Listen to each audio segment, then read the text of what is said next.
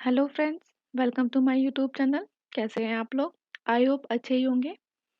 आज हम स्टार्ट करेंगे अगस्त विजन आईएएस का अगस्त का करंट अफेयर पार्ट 1। हम इसको 2 पार्ट में करेंगे। तो आइए स्टार्ट करते हैं फर्स्ट पार्ट। अब फर्स्ट जो न्यूज़ है वो पॉलिटी से है। तो फर्स्ट है digital personal data protection act के बारे में। आपको पता होना चाहिए जो पर्सनल डाटा प्रोटेक्शन बिल आया था 2018 में, वो जस्टिस श्री कृष्णा कमेटी के द्वारा आया था। और 2017 में सुप्रीम कोर्ट ने बोला था कि राइट टू प्राइवेसी एक फंडामेंटल राइट है। और ये कौन सा केस था? केएस पुत्तस्वामी केस था। ठीक है, पूछ लिया जाता है एज इट इज। आपको पता होना चाहिए कि कौन से ईयर में और कौन सा केस था। अब ये जो बिल है इसका एप्लीकेबिलिटी क्या होगी? जो डाटा प्रोसेस हो रहा है इंडिया में, ठीक है, जहाँ पे data collected in digital and non digital form, processing outside India if it is offering goods and services in India, but it is not apply for the personal use. Data protection board of India भी establish किया जाएगा centre के द्वारा।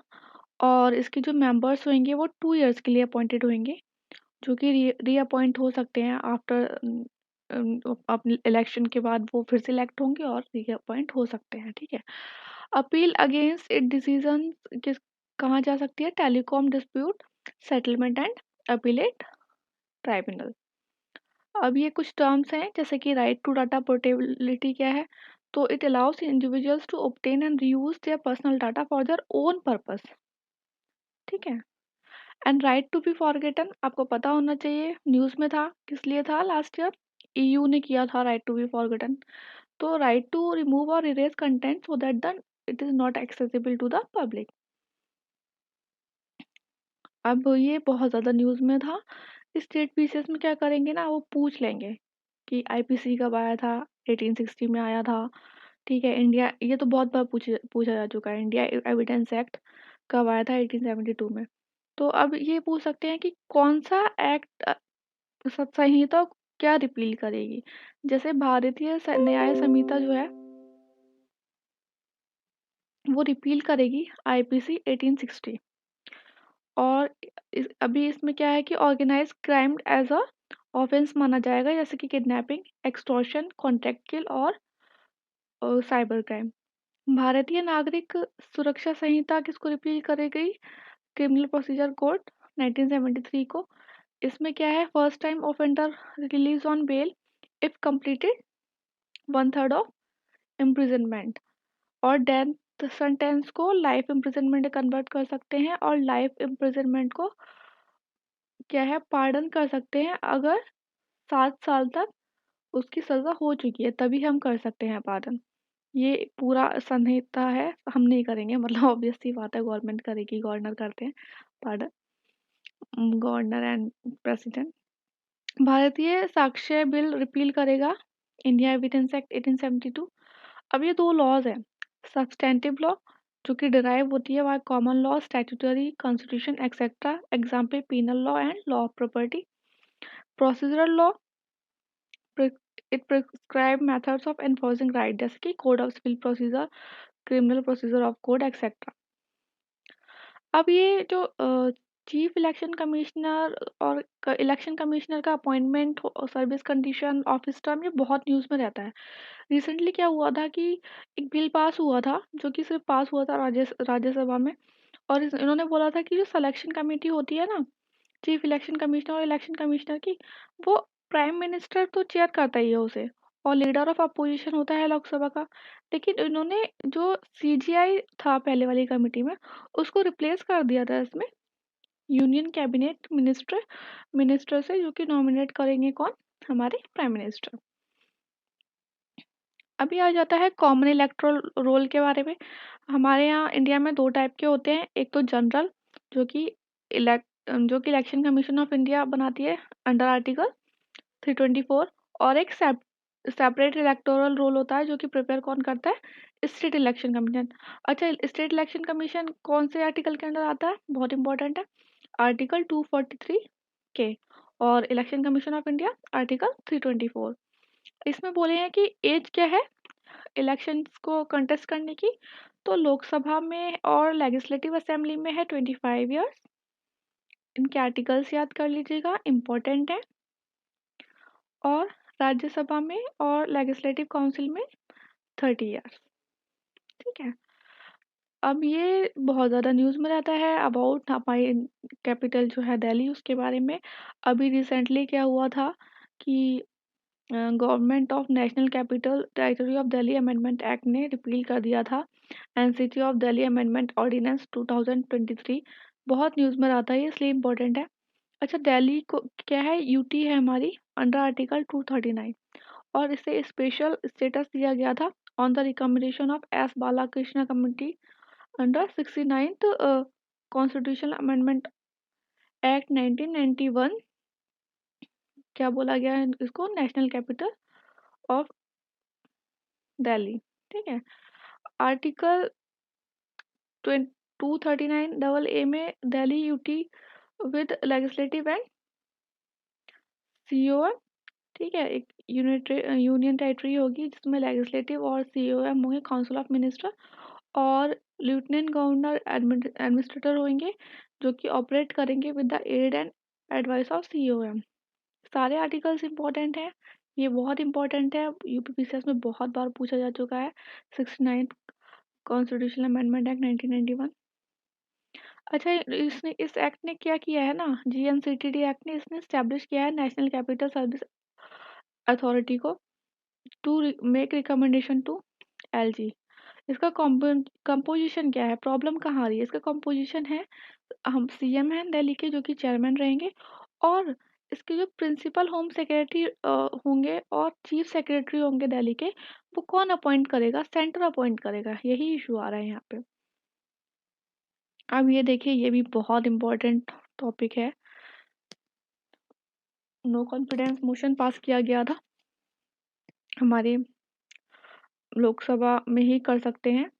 ठीक है, only in Lok Sabha by any of its MP. अच्छा, article 75 बहुत ज़्यादा इम्पोर्टेंट है। इसमें है कि council of minister collectively responsible किसके हैं, लोकसभा के। First no confidence motion pass किया गया था थर्ड लोकसभा में। अभी तक कितने नो कॉन्फिडेंस मोशन पास हो चुके हैं, 26, जिसमें से कि एक जो कि 1979 में था, उसने रेजिग्नेशन कर दिया था गवर्नमेंट का। ठीक है। मेडिशन बिल आया है 2023 to promote mediation as preferred mode of alternate dispute resolution. इसमें क्या है कि voluntary pre-litigation parties can attempt to settle civil or commercial dispute by mediation before approaching any court। और टाइमलाइन इसकी एक्सटेंड कर दी गई है 120 डेज के साथ, एक्सटेंड कर सकते हैं 60 डेज, और पार्टी जो है वो विड्रॉ कर सकती है medicine after 2 session.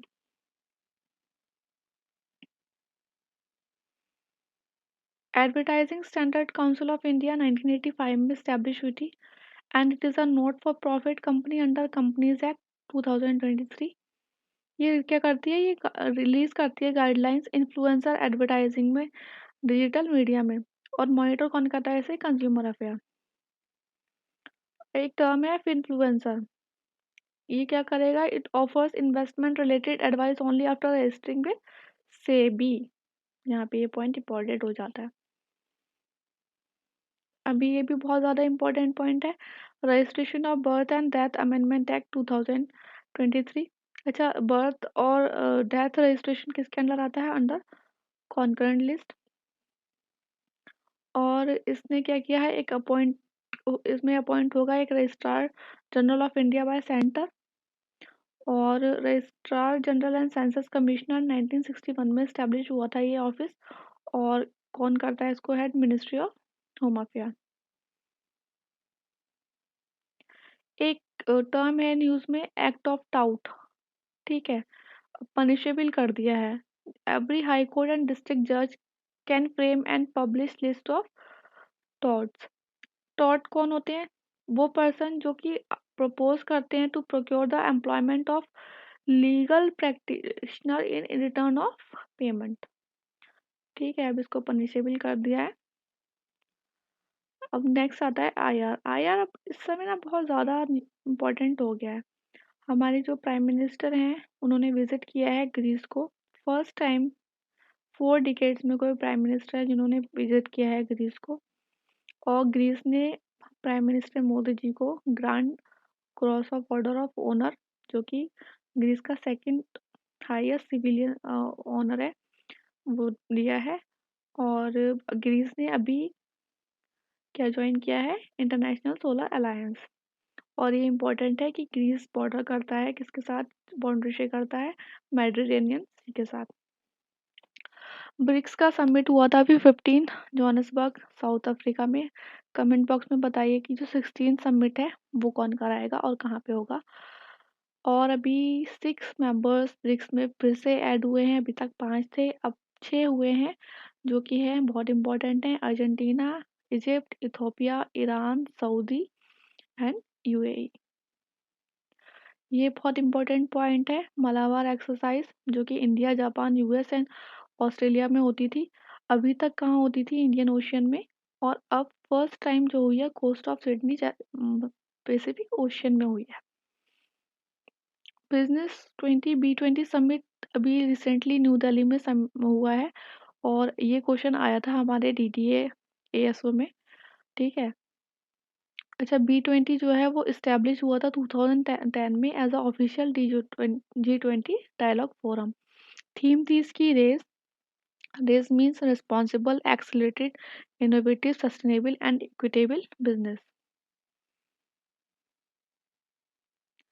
Panama canal बहुत न्यूज़ में है। इसमें क्या है कि जो शिपिंग डिसरप्शंस हो गए हैं इसमें, क्योंकि पनामा का कनाल में डॉट आया है। एंड पनामा कनाल क्या करती है, कनेक्ट करती है अटलांटिक एंड पैसिफिक ओशियन को। और इट इज़ अ स्टमक्स, ठीक है, स्टमस है ये, जो कि कनेक्ट करती है नॉर्थ एंड साउथ अमेरिका को। अच्छा, स्टेट ऑफ गिब्राल्टर किसे कनेक्ट करती है, मेडिटेरेनियन सी और अटलांटिक ओशियन को। बहुत इंपॉर्टेंट है, याद रखिएगा। आजकल रिसेंटली यूक्रेन बहुत ज़्यादा न्यूज़ में है। यूक्रेन के पोर्ट्स, रिवर, सब कुछ। अभी क्या है कि सोलिना चैनल है एक, जो कि डिस्ट्रीब्यूटरी ऑफ डेनूबे है, जो कनेक्ट करती है यूक्रेन पोर्ट को on river to the black sea. Chilia, Sulina, Saint George, ये मेजर चैनल है डेनोबे डाल्टा के। और जो सोलिना चैनल है वो only one deep and wide for freight transport के लिए। And it lies completely within Romania. और रोमानिया क्या है, हमारा नेटो मेंबर है। ये बहुत इंपॉर्टेंट है, पूछ लेंगे कि स्पिरिट ऑफ कैंप डेविड क्या है, ठीक है। तो ये एक ज्वाइंट स्टेटमेंट है यूएस, जापान और साउथ कोरिया का। किसके against, against China and nuclear threat from north Korea. 70 years complete हुए हैं कूप के इन ईरान। यूपीएससी में क्वेश्चन आया था कि कूप का क्या है, मेरा गलत हो गया था, कोई नहीं। सिक्योरिटी से बात करते हैं। तो सिक्योरिटी में फर्स्ट जो कमेटी है, प्रोफेसर के Vijay Raghavan committee by ministry of defence. It reviews क्या, फंक्शनिंग ऑफ डीआरडीओ। एक और डिफेंस रिलेटेड है कमेटी जो हम आगे पढ़ेंगे, साकेतकर कमेटी भी है, और वो सितंबर में है और न्यूज़ में है, ठीक है। हाँ, तो इस कमेटी ने क्या किया है, विजय राघवन कमेटी ने सजेस्ट किया है restructuring and defining its role, किसका, डीआरडीओ का। आप सीएपीएफ में देख लीजिए, सेंट्रल आर्म पुलिस फोर्स 7 है और किसके अंडर आती है, मिनिस्ट्री ऑफ होम अफेयर के। फर्स्ट है सशस्त्र सीमा बल, 1963 में स्टैब्लिश हुई थी। कहाँ होती है ये तैनात, नेपाल एंड भूटान बॉर्डर्स पर। बीएसएफ, बीएसएफ होती हैं पाकिस्तान एंड बांग्लादेश में तैनात। आईटीबीपी पता ही है कहाँ होंगी, इंडो तिब्बतन बॉर्डर पे होंगी। Assam rifles, Indo Myanmar border. अच्छा, आसाम राइफल में एक चीज़ नोट करने लायक है कि इसका जो फंक्शन है वो मॉनिटर करती है ministry of home affair. Administrative control होता है, बट जो ऑपरेशनल कंट्रोल होता है वो किसके अंडर होता है, मिनिस्ट्री ऑफ डिफेंस के under. Central industrial security forces होती हैं और एनएसजी, नेशनल सिक्योरिटी गार्ड्स और central reserve police force. Inter services organisation पूछ सकते हैं कि क्या है, तो ये है जैसे कि अंडमान एंड निकोबार कमांड हो गया, defence space agency, national defence academy और नेशनल डिफेंस कॉलेज। ये सब किसके अंदर आती है? इंटर सर्विसेज ऑर्गेनाइजेशन के अंदर। एकॉस्टिक साइड चैनल अटैक एक साइबर अटैक है जो कि एआई आर्टिफिशियल इंटेलिजेंस का यूज कर रहा है to decode passwords. Indian air force ने रिसीव किए हैं spike non line of sights. ये एक एंटी टैंक गाइड मिसाइल है, कहाँ से? इजराइल से, और ये 6th जनरेशन है जिसकी रेंज है 25 kilometre. Swathi weapon locating radar mounted to locate hostile artillery and enhance combat potential by army। Astra missile, ये इसमें पूछ लिया गया था आरपीएससी में, ठीक है, इम्पोर्टेंट है। आरपीएससी में पूछ लिया था कि क्या है, सरफेस टू सरफेस मिसाइल है या टू ईयर मिसाइल है, सरफेस टू ईयर मिसाइल है, तो ये एक एयर टू ईयर मिसाइल है और it's fired by light combat aircraft Tejas. It is beyond visual range air-to-air missile. It is developed by the DRDO and altitude is 20 kilometre. 3D printed bombs Ukraine में news में है, इन्हें हम candy bombs भी कहते हैं। Military exercises देख लीजिए, Australia index 23 biennial maritime exercise है इंडिया एंड ऑस्ट्रेलिया नेवी की। Bright star 23 biennial multilateral tri-service held in Egypt।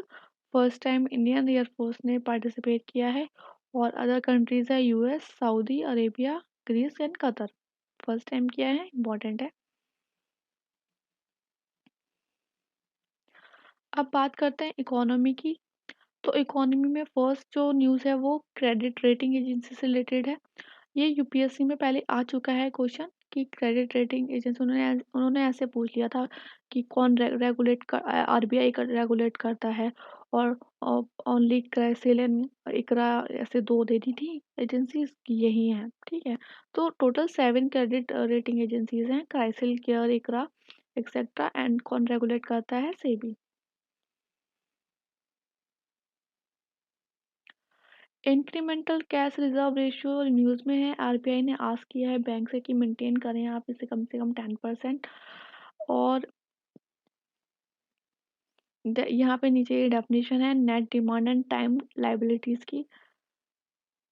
Difference between इनकी क्या है? डिफरेंस होता है sum of demand and time liability deposits और बैंक विद पब्लिक और other banks and deposit in form asset held by other bank.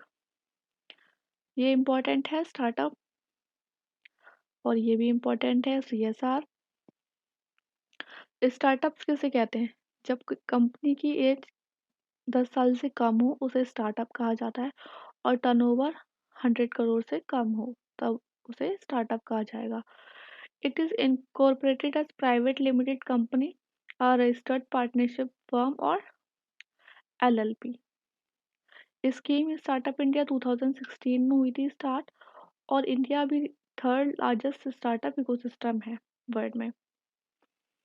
CSR की बात करें तो मतलब कॉर्पोरेट सोशल रिस्पॉन्सिबिलिटी, तो इंडिया फर्स्ट कंट्री है जिसने कि मैंडेटरी करा है कि सीएसआर रखा जाएगा। स्पेसिफिक कंपनीज देंगी ये सीएसआर। सीएसआर के एप्लीकेबल कौन है कंपनीज? एक तो जिनका नेट प्रॉफिट होना होगा कितना, मोर देन 5 करोड़ बर्थ होगी, मोर देन 500 करोड़ टर्नओवर होगा, मोर देन 1000 करोड़, और 2% देना पड़ेगा एवरेज नेट प्रॉफिट के, जो कि कितना, 3 फाइनेंशियल ईयर्स में मिला है। ट्रेंड्स क्या है? ट्रेंड्स ये हैं कि 150% इंक्रीज हुई है स्पेंडिंग्स में, और उसमें 29% हेल्थ में हुई है और 24.5% एजुकेशन सेक्टर में। बट प्रॉब्लम ये है कि 0.1% से कम स्पेंडिंग कहाँ हो रही है सीएसआईआर में? टेक्नोलॉजी में हुई है, बहुत कम है ये स्पेंडिंग और एनवायरनमेंट सेक्टर में डबल हो चुकी है। लखपति दीदी स्कीम्स की बात करें तो it enable rural self help group women to earn at least 1 lakh per annum और किसके द्वारा है ये स्कीम? Ministry of rural development. Direct benefit transfer 2013 में हुआ था कुछ डिस्ट्रिक्ट में और 2014 में अप्लाई कर दिया गया था इसे पूरी कंट्री में। और इसका जो डिसबर्स किया जाता है किसके द्वारा किया जाता है? पब्लिक फाइनेंस मैनेजमेंट सिस्टम के द्वारा। और हाँ, इसमें आधार जो है वो मैंडेटरी नहीं है। उड़ान उड़े देश के आम नागरिक स्कीम 2017 में लाई गई थी 10 इयर्स के लिए to fulfil objective of national civil aviation. किसने किसके द्वारा? मिनिस्ट्री ऑफ सिविल एविएशन के द्वारा। और इम्प्लीमेंट किया था इसे एयरपोर्ट अथॉरिटी ऑफ इम्प्लीमेंट कौन कर रहा है? Airport authority of India. Urban infrastructure development fund UIDF किसके द्वारा इस्टेब्लिश किया गया है? बाय नेशनल हाउसिंग बैंक और 10,000 करोड़ का है ये। अनाउंस किया गया था बजट 2023 में and it funded through use of priority sector lending shortfalls established on line of rural infrastructure development fund। कहाँ होगा? टायर 2 एंड टायर 3 सिटीज में। allocation of funds based on population of eligible cities of each state। और interest rate जो होंगे वो funds पे कितने होंगे? Bank rate minus 1.5। Bharat net की बात करें तो एक सेंट्रल सेक्टर स्कीम है बाय मिनिस्ट्री ऑफ कम्युनिकेशन और इसका पर्पस है कि ब्रॉडबैंड कनेक्टिविटी दी जाए ग्राम पंचायत को। इम्प्लीमेंट कर रहा है भारत ब्रॉडबैंड नेटवर्क और फंड कर रहा है universal service obligation fund. India की रैंक थी 64 इन 2022 नेटवर्क रेडीनेस इंडेक्स में। ये देखिए पोर्ट्स क्वेश्चन है ये, यूपीएससी में एज इट इज पूछ लिया गया था और यही डाटा डाला है विजन आईएएस ने अपने करंट अफेयर में। यूनियन लिस्ट के अंदर आते हैं तो सेंटर को करती है मॉनिटर और माइनर पोर्ट किसके आते हैं? रिस्पेक्टिव स्टेट मैरिटाइम बॉर्डर के अंदर। और उन्हें कौन करता है? कॉन्करेंट लिस्ट करती है। 12 मेजर और 213 नॉन मेजर पोर्ट है। ओल्डेस्ट मेजर पोर्ट कौन सा है? कोलकाता पोर्ट और उसको रीनेम किया गया है श्यामा प्रसाद मुखर्जी पोर्ट के द्वारा और इट इज सॉरी मतलब उनके नाम पे। And it is only major riverine port. Mumbai port India largest natural port and harbour है। कामराजार पोर्ट और इसे एनोर पोर्ट तमिलनाडु में जो सिचुएटेड है वो ओनली कॉर्पोरेटाइज्ड पोर्ट है जो कि रजिस्टर्ड है क्या एज अ कंपनी। इंपॉर्टेंट है ये डाटा, याद कर लीजिएगा। अभी रिसेंटली 6th सेंसस रिपोर्ट आई है माइनर इरिगेशन स्कीम की by ministry of Jal Shakti की। ये फर्स्ट सेंसस है वाटर बॉडीज का in convergence with 6th minor irrigation scheme. इसमें रेफरेंस ईयर लिया गया 2017 से 18। ठीक है, इम्पोर्टेंट पॉइंट ये है कि 94.8% अंडरग्राउंड ग्राउंड वाटर वेस्ट है इरिगेशन स्कीम और यूपी में सबसे ज़्यादा है। ठीक है, उसके बाद महाराष्ट्र में है फिर एमपी में है। इंक्रीज हुआ है as compare to fifth census. Ownership 96.6% privately owned है और इंडिविजुअली ओन्ड स्कीम में 18% वुमेन के हैं।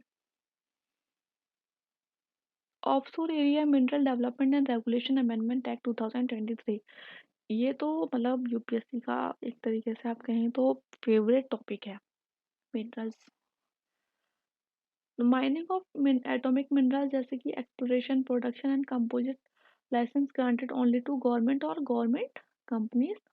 Offshore areas mineral trust will manage funds under public account of India जो कि नॉन लैप्सेबल नेचर होगा। अब ये देखिए लाइमर्ट कहाँ पे है? इकोनॉमिकल कोस्टल जो जोन है, इकोनॉमिक जोन है गुजरात और महाराष्ट्र के। कंस्ट्रक्शन ग्रेड सैंड कहाँ पाई जाएगी? केरला कोस्ट में। फॉस्फोराइट कहाँ पाया जा रहा है? Eastern and western continental margins में। और पॉलीमेटेलिक फेरोमैग्नीज नोड्यूल्स पाए जा रहे हैं अंडमान एंड लक्षद्वीप सी में। लोकेशन है, इंपॉर्टेंट है, देख लीजिएगा। अब पढ़ते हैं फार्मेसी सेक्टर के बारे में, ठीक है। 100% एफडीआई है मेडिकल डिवाइसेस में, और इन फार्मा में क्या है कि 100% तो एफडीआई है ऑटोमेटिक रूट, और 74% ब्राउन फील्ड में। अभी ये क्वेश्चन ना राजस्थान पीसीएस में आया था, तो उन्होंने ये स्टेटमेंट दिया था कि third in world by volume, तो ये राइट है। और यहाँ पे उन्होंने कुछ हेरफेर कर दिया था आई थिंक, कि 100% है ब्राउन फील्ड में या जो भी है, इस तरीके से पूछा गया था। ऑल इंडिया को महारात्ना स्टेट ग्रांट कर दिया गया है। महारात्ना की एलिजिबिलिटी क्या होती है? एक तो नवरत्न स्टेटस मिलना होना चाहिए, लिस्टेड होने चाहिए इंडियन स्टॉक एक्सचेंज में, एनुअल टर्नओवर होना चाहिए 3 ईयर्स का 25,000 करोड़, नेट वर्थ होनी चाहिए 3 साल की 15,000 करोड़, और प्रॉफिट होना चाहिए 3 साल का 5,000 करोड़। और नवरत्न का क्या रहता है एलिजिबिलिटी कि सीपीएसई विचार मिनी रत्ना 1 होने चाहिए, शेड्यूल ए होना चाहिए, एक्सीलेंट है and very good rating in 3 out of last 5 years. Goldilocks scenario पहले भी बहुत न्यूज़ में रहा है ये इकोनॉमी में। It is a ideal situation जहाँ की स्टेडी ग्रोथ है, ना ही बहुत ज़्यादा मतलब इन्फ्लेशन है, और ना ही बहुत ज़्यादा कोल्ड है, मतलब स्लो डाउन है। फीचर्स क्या होते हैं? एक तो लो रेट हो अनएम्प्लॉयमेंट का, स्टेडी जीडीपी ग्रोथ रेट होनी चाहिए, और relatively low retail inflation interest rates हों। उद्गम पोर्टल इम्पोर्टेंट है, आरबीआई के द्वारा लाया गया है। It is a full form क्या है इसकी? Unclaimed deposit gateway to access information portal. Objective है इसका वो डिपॉजिट्स जो कि अनक्लेम पड़े हुए हैं मल्टीपल बैंक्स में, उसे एक बैंक में एक प्लेस पे लेके आना। और अनक्लेम डिपॉजिट्स वो होते हैं जो कि not operated for 10 years. SEBI ने अभी हाफ कर दिया है time for IPO listing of companies का फ्रॉम 6 डेज टू 3 डेज। ये देख लीजिए, ये भी आया था राजस्थान पीसीएस में।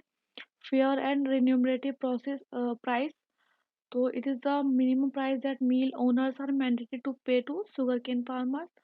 और कौन गवर्न करता है? Sugar cane control order 1966 issued under essential commodity act 1955, और अनाउंस करता है सीएसीपी। ये पूछा था कि कौन किसकी रिकमेंडेशन पे अनाउंस होती है ये सीएसीपी के। India smart cities award contest ministry of house and urban affairs ने किया है अभी। तो टॉप 3 सिटीज़ है इसमें, पहले इंदौर है, फिर सूरत है, फिर आगरा। और टॉप 3 स्टेट में आते हैं MP, Tamil Nadu, Rajasthan, and top union territory में चंडीगढ़।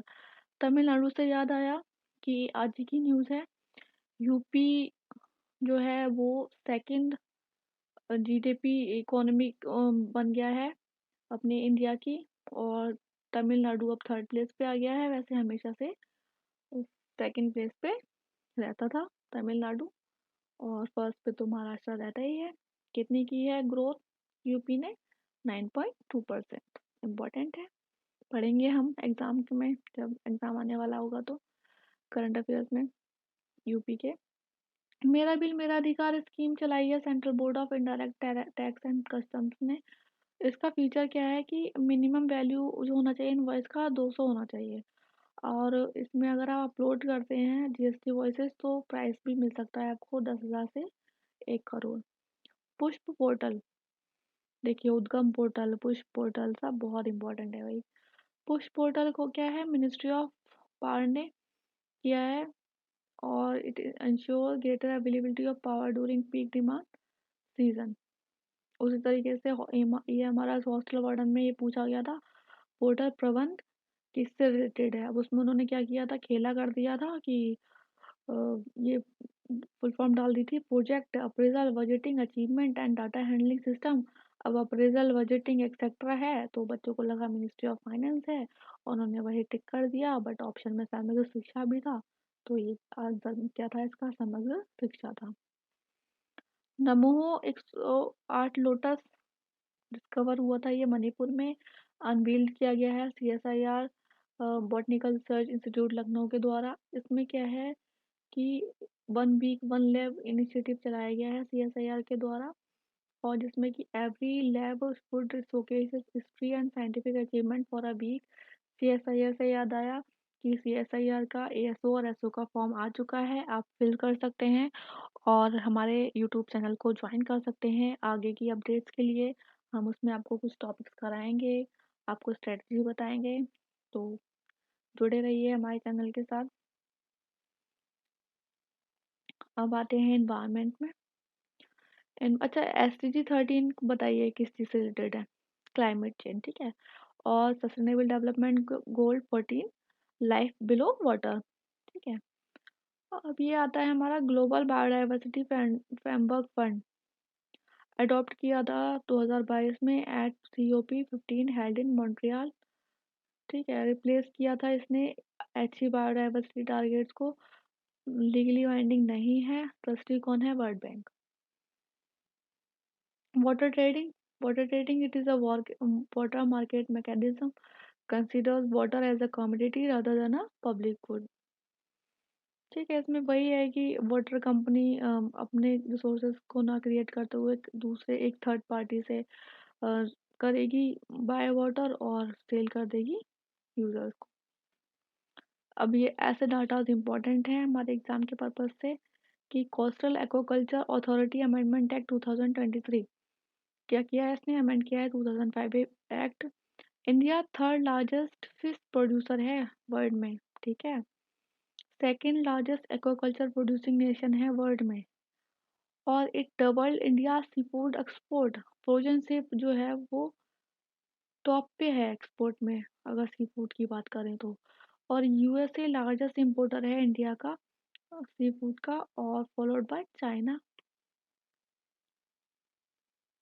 एग्रो फॉरेस्ट्री क्लासिफाइड में तीन टाइप में किया गया है। एग्री सिल्वीकल्चर में किया है crops plus trees, silvo pastoral में है पेस्चर और लाइव स्टॉक प्लस ट्रीज, और एग्रो सिल्वो पेस्टोरल में crops plus pasture plus trees, मतलब इन सबकी साथ में फॉरेस्ट्री करना, मतलब एग्रीकल्चर के साथ साथ फॉरेस्ट्री भी करना।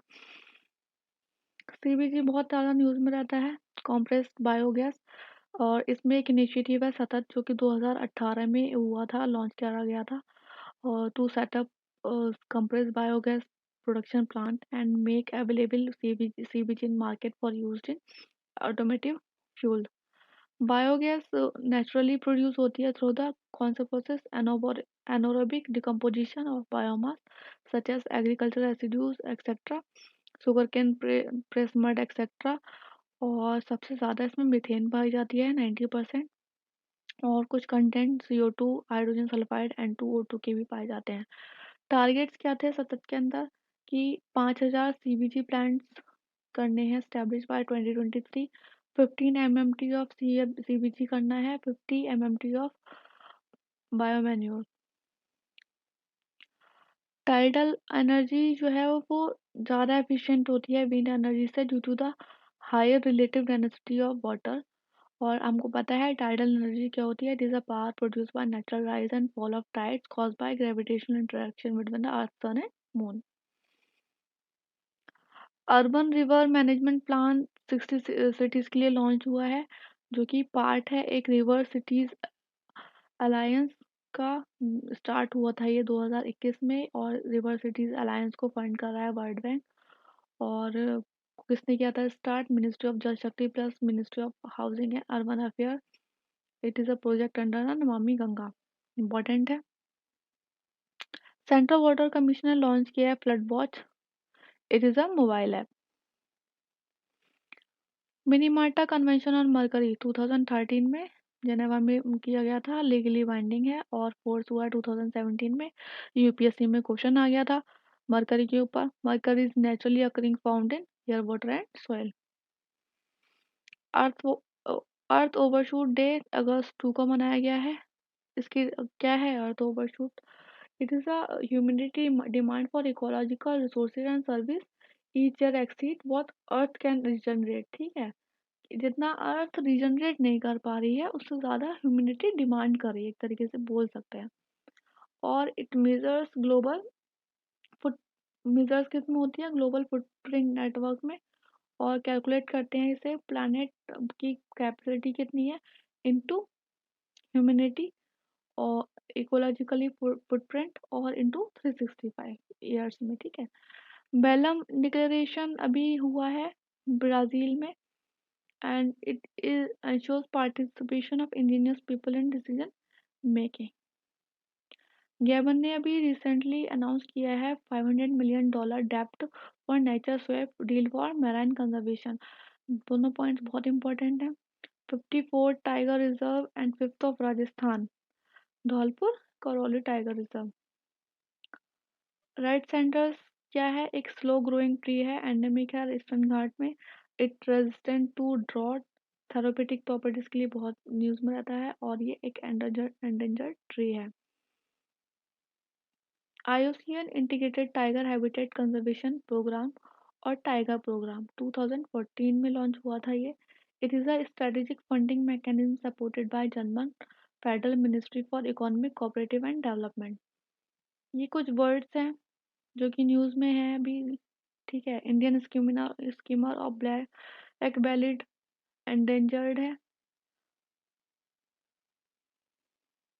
ग्रेट इंडियन बस्टर्ड पता है हमें, राजस्थान और गुजरात में पाई जाती है, ठीक है। Bengal florican Baer pochard, Bengal florican क्या है, रेस्ट्रिक्टेड है, Himalayan Terai and grassland of north east India. Baer pochard wasteland of Assam और मणिपुर में पाई जाती है। इंक्लूसिव कंजर्वेशन इनिशिएटिव रिलीज किया गया है जिया के द्वारा। Global environment facility and conservation international यहाँ पे क्या है, एक Virginia USA based non profit organisation है। इंपॉर्टेंट है, ऐसे पॉइंट UPSC में पूछे जाते हैं। थेरोसोरस इंडिकस एक long necked plant eating dinosaur है, जो कि उसके फ्यूल्स पाए गए, फॉसिल फ्यूल्स पाए गए हैं कहाँ पे, फॉसिल्स पाए हैं राजस्थान में। मिथाइल ऑटू माइक्रोबियम ब्यूराटेंस 5GV1C इस मिथेनोट्रॉप मिथेनेटिंग माइक्रो ऑर्गेनिज्म है। टर्टल एंड टॉर्टोइस पे डाटा दे रखा है, ये UPSC के BYQ में भी है। देखिए दोनों हमें पता है रेप्टाइल्स होते हैं। अब UPSC में क्या किया था, यहाँ पे उन्होंने बोल दिया था कि टर्टल्स ओमनिवोरस और टॉर्टोइस वेजिटेरियन, इस चीज़ में वो कर दिया था। और एक पॉइंट ये डाल दिया था कि टर्टल जो है वो लिव इन वाटर, और टॉर्टोइस में इन इन बेसिकली इन 2 पॉइंट में इशू किया था, एयरफेयर किया था, और जिसको आता था ये 2 पॉइंट का डिफरेंस, उसका ये क्वेश्चन सही हो गया था। तो ये अच्छे से देख लीजिएगा। फ्यूजीवारा इफेक्ट क्या है, जब 2 साइक्लोन और ह्यूरिकेन और cyclone spinning in same direction, तब उसे क्या कहते हैं, और सेम डायरेक्शन और आपस में मिलते हैं, तब उसे फ्यूजीवारा इफेक्ट बोलते हैं।